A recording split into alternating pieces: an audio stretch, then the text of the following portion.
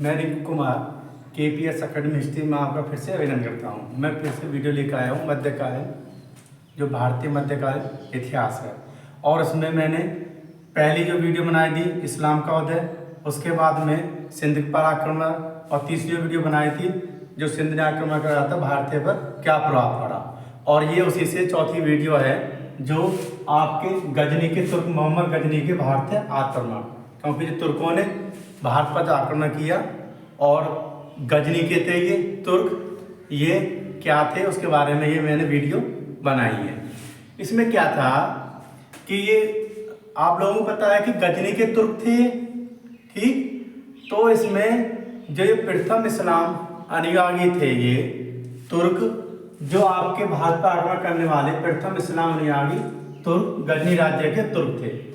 तुर्क लोग जो तुर्क लोग थे मूल थे कहाँ के निवासी, मध्य एशिया के तुर्किस्तान क्षेत्र में रहने वाले थे। कहाँ के, मध्य एशिया के जो तुर्किस्तान था, मध्य एशिया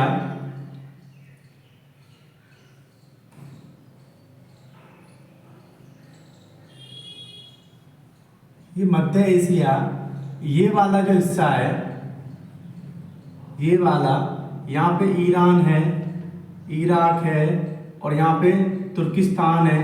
तो ये वाला हिस्सा जो सिंध से ऊपर, ये सिंध था यहाँ से, इस सिंध से जो थोड़ा सा ऊपर है ये तुर्किस्तान, ये आपका तुर्किस्तान है, फिलिस्तीन है, ईरान है, इराक है। तो ये मध्य एशिया के तुर्किस्तान क्षेत्र के रहने वाले थे, जो तुर्क लोग थे गजनी के।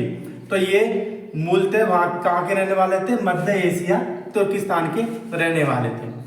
तो इसमें जो अरब साम्राज्य उस टाइम पे अरब साम्राज्य था, जो खलीफा के द्वारा अरब साम्राज्य पर, जो मतलब अरब साम्राज्य विस्तार करना, जो उसने सिंध पे भी किसने करा था, अरब साम्राज्य, अरब के सेनापतियों ने। तो इसमें क्या था कि उन दौरान जो तुर्क थे ये लोग, तो उन दौरान ये रहने वाले कहाँ के थे, मध्य एशिया के तुर्किस्तान क्षेत्र के रहने वाले थे मूलतः। तो ये लोग जब अरब साम्राज्य खलीफा के द्वारा जो साम्राज्य चला जा रहा था, तो उस टाइम पर ये जो जनजाति थी, जो ये जनजाति थी तुर्क, ये वहाँ के गुलाम सैनिक थे, कहाँ के, अरब साम्राज्य के गुलाम सैनिक थे। और वहाँ के गुलाम सैनिक के साथ साथ महल के रक्षक। तो इन्होंने पहले स्टार्टिंग में धीरे धीरे स्टार्टिंग करा, क्योंकि डायरेक्ट इन्होंने, एक सिंपल सी बात है कि डायरेक्ट आक्रमण तो नहीं करा, ये शक्तिशाली काफिले थे। तो इससे पहले जो भारत पर आक्रमण करा था तुर्कों ने, जो गजनी के तुर्कों ने, तो इससे पहले ये अरब साम्राज्य के सैनिक और तथा महल रक्षक थे, ठीक। वहाँ के जो दास थे, सैनिक दास थे, और वहाँ के जो महल थे, जो अरब सागर के, जो अरब साम्राज्य था, अरब साम्राज्य खलीफाओं के क्या थे, ये दास गुलाम थे। और वहाँ के सैनिक, और इनका कार्य क्या था, वहाँ के महलों की रक्षा करना। तो महलों की रक्षा करने के बाद में ये धीरे धीरे इनको प्रसिद्ध, काफ़ी ये युद्ध में काफ़ी माहिर थे, वहाँ की सेना में रहे, और सेना के साथ में उन्होंने खलीफा के जो अरब साम्राज्य का था इनका बहुत बड़ा सहयोग था उसको साम्राज्य को विस्तार करना। तो ये वहाँ के होने के बाद में ये पूरे संपूर्ण अरब साम्राज्य में फैल गए, पूरे संपूर्ण अरब साम्राज्य में ये फैल गए। ये इतने फेमस हो गए ये इनके युद्धों में, कि इनका पूरे अरब साम्राज्य में इनका प्रस्तुत हो गया, जिससे कि बगदाद को राजधानी बनाकर अरब साम्राज्य पर शासन करने वाले अब्बासी के खलीफाओं के कार्यकाल में जनजाति तुर्क लोग खलीफाओं के अधीन गुलाम तथा महल रक्षक के रूप में नियुक्त हुए थे। इन्होंने इस्लाम धर्म अपना लिया, क्योंकि ज़्यादातर लोग विद्वान इनको बताते हैं कि जो मध्य एशिया के जो तुर्क थे, तुर्किस्तान क्षेत्र के, ये ज़्यादातर ये बौद्ध अनुयायी माने जाते हैं। कौन माने जाते हैं, बौद्ध अनुयायी, क्योंकि वहाँ का जो सर्कल था, वहाँ का क्षेत्र था ज़्यादातर। हम सिंध में, मैंने बताया था आपको, सिंध में जाट, मेड़ और बौद्ध ज़्यादा थे, तो वो सब क्षेत्र था ज़्यादातर बौद्ध थे। क्योंकि कुछ विद्वान ने मूलतः इनको बताया है कि अधिकांश जो विद्वान हुए हैं, अधिकांश उन्होंने इनको बुद्धिस्ट अनुयायी बताया था, सर्वप्रथम ये बुद्ध अनुयायी थे।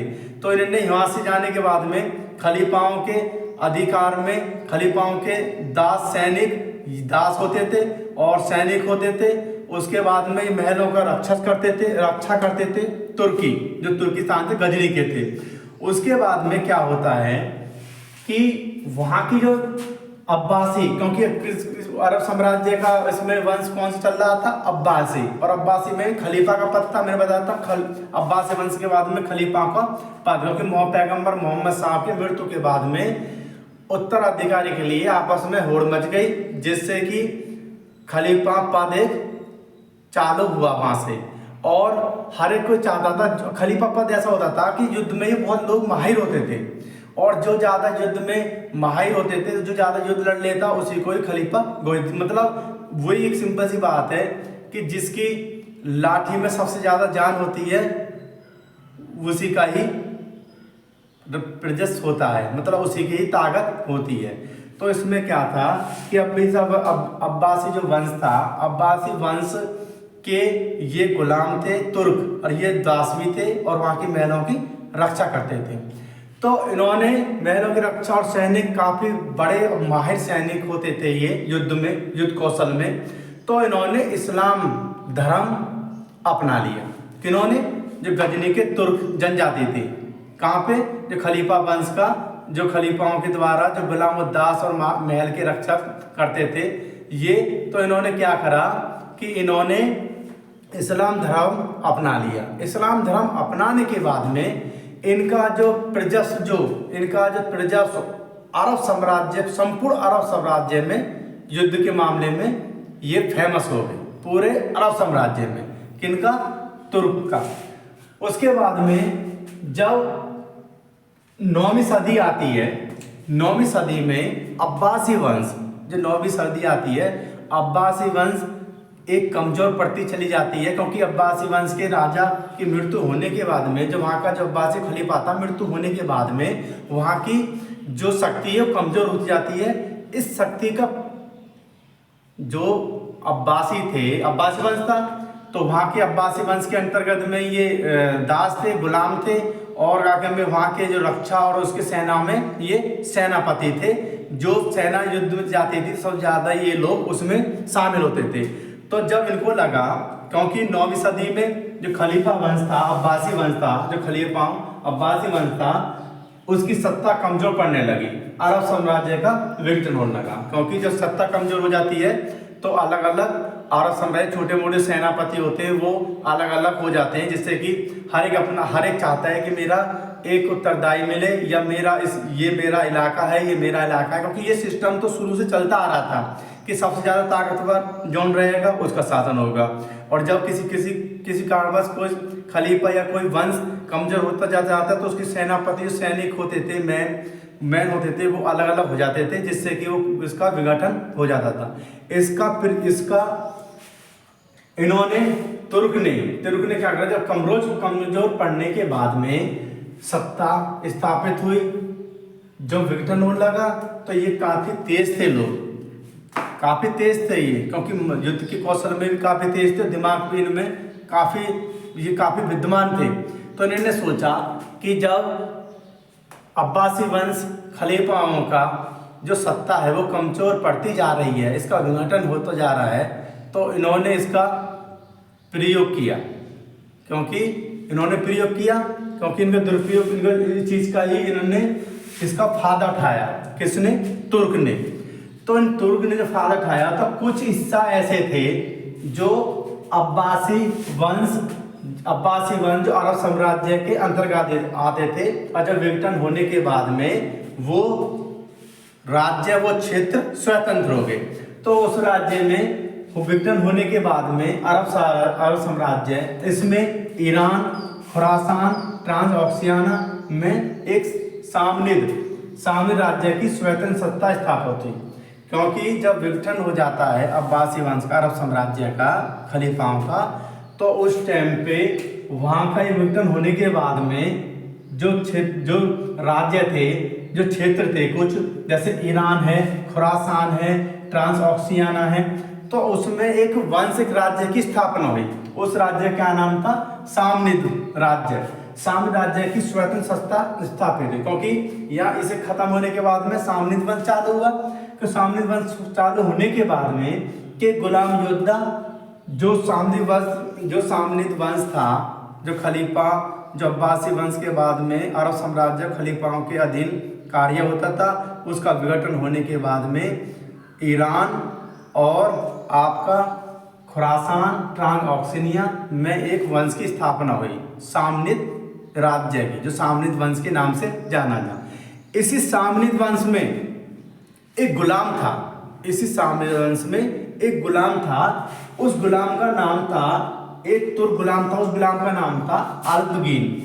ठीक, इसी सामनिद वंश में गुलाम था, वो गुलाम का नाम था आपका, तुर्क गुलाम था अल्पगीन। इसी गुलाम में तो अल्पगीन पहले एक सामनिद वंश के जो अब्दुल मलिक, जो एक वहाँ के सामनिद वंश के एक राजा थे, तो उस जो राजा थे, तो उस वंश के जो राजा थे अब्दुल मलिक, ये दास रह चुका था। कौन? अल्पगीन।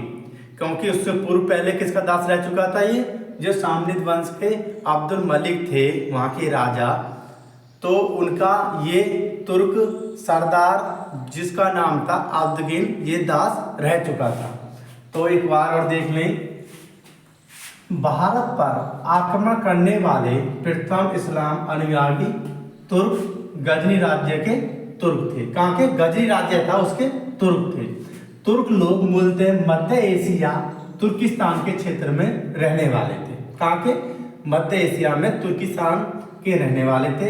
अब देखो, मैंने जो बताया था, अधिकांश विद्वानों ने इनको बौद्ध अनुयायी बताया, क्योंकि वो क्षेत्र वो जो सर्कल था, वो क्षेत्र था, वहां पर ज्यादातर बौद्ध अनुयायी लोग रहते थे।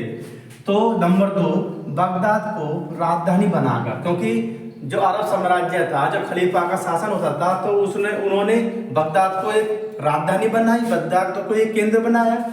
साम्राज्य पर शासन करने वाले अब्बासी के खलीफाओं के कार्यकाल में जनजाति तुर्क लोग खलीफाओं के अधीन गुलाम सैनिक तथा महल रक्षकों के रूप में नियुक्त हुए थे। मैंने बताया था कि जो अब्बासी वंश था, खलीफाओं का वहाँ शासन था, तो उनके कार्यकाल में ही ये लोग, जो तुर्क जनजाति थी, वहाँ पर उनके अधीन रहकर गुलाम सैनिकों तथा महल रक्षकों के रूप में नियुक्त हुए। और उसके बाद में इन्होंने इस्लाम धर्म अपना लिया। इस्लाम धर्म अपनाने के बाद में इनका पूरा अरब साम्राज्य में, जब इस्लाम धर्म अपना, पूरा अरब साम्राज्य में इनका काफ़ी महत्व बढ़ गया, क्योंकि युद्ध में काफ़ी कौशल थे तुर्क। उसके बाद में क्या होता है? नंबर 3, 9वीं सदी में अब्बासी वंश की सत्ता कमजोर पड़ने लगी, क्योंकि जो 9वीं सदी आई तो अब्बासी लोगों की जो अब्बासी जो वंश था, वहाँ खलीफा की सत्ता कमजोर पड़ने लगी। और कमजोर पड़ने के बाद में अरब साम्राज्य का विघटन होने लगा। जो अरब साम्राज्य था उसका विघटन मतलब भाग होने लगे, क्योंकि सेनापति अलग रहने लगे। क्योंकि सिस्टम क्या था, एक सेना थी, तो सेना में जब विघटन होने लगता है, जो वहाँ की ताकत कमजोर पड़ने लगती है, तो वहाँ के छोटे मोटे सूबेदार या छोटे मोटे सैनिक होते हैं, वो भी अपनी ताकतों को बढ़ाते हैं, जिससे कारण अलग अलग विघटन मतलब अलग अलग शासन या अलग अलग राज्य का विघटन होने लगता है। और विघटन जब होता है, जब मेन कोई आदमी परिवार में, एक सिंपल सी बात है, किसी भी गांव में या किसी भी शहर में कोई एक मेन आदमी फैमिली का किसी कारणवश मर जाता है या किसी दुर्घटना हो जाता है, भगवान ने करे इसके साथ, तो उसकी फैमिली 5 सदस्य हैं। जैसे कि एग्जाम्पल बताता हूँ मैं, 5 सदस्य हैं। 5 सदस्य में एक ऐसा सदस्य है उसमें मेन, जो 4 सदस्यों का खर्चा चलाता है। ठीक, मेन सदस्य 5 सदस्य में से मेन सदस्य ऐसा है जो एक खर्चा चलाता है। यदि किसी का आवास एक सदस्य बीमार हो जाता है या मृत्यु हो जाती है, तो 4 सदस्य जो रहते हैं उनकी स्थिति ऑटोमेटिक आर्थिक कमजोर होती जाएगी, क्योंकि कमाने वाला जो सदस्य था, यदि वही मर जाता है या किसी कारण पर बीमार हो जाता है, तो 4 नहीं कमा पाते तो आर्थिक स्थिति कमजोर हो जाती है, और जब कमाने की बात होती है तो आपस में अलग अलग हो जाते हैं, जिससे कारण कि किसी भी राज्य या किसी भी वंश मैन आदि मरने के बाद में उसकी जो राज्य शक्ति है वो विघटन होने लगती है। तो ऐसा ही था, जो अरब साम्राज्य खलीफाओं का उस पर शासन था तो वो कमजोर हो जाती है 9वीं सदी में आने के बाद में। तो उसका ये प्रयोग करते हैं कौन? तुर्क, जो गजनी के तुर्क सरदार, क्योंकि ऑलरेडी ये युद्ध में माहिर होते हैं, इनकी शक्ति और बुद्धिमान भी होते हैं ये लोग। तो सत्ता कमजोर पड़ने लगती है अरब साम्राज्य की, विघटन होने लगा, तो उसमें क्या होता है कि ईरान, खुरासान, ट्रांसऑक्सियाना में एक वंश चालू होता है सामनिद राज्य में, सामनिद राज्य में सामनिद वंश। इसी सामनिद वंश में ही एक गुलाम योद्धा होता है तुर्क, जिसका नाम होता है अल्दगिन, और ये अल्दगिन तो तुर्क गुलाम होता है। तो ये सामनिद वंश का पहले, इससे पहले सामनिद वंश का एक दास होता है। किसका दास होता है? अब्दुल मलिक का दास होता है इससे पहले। तो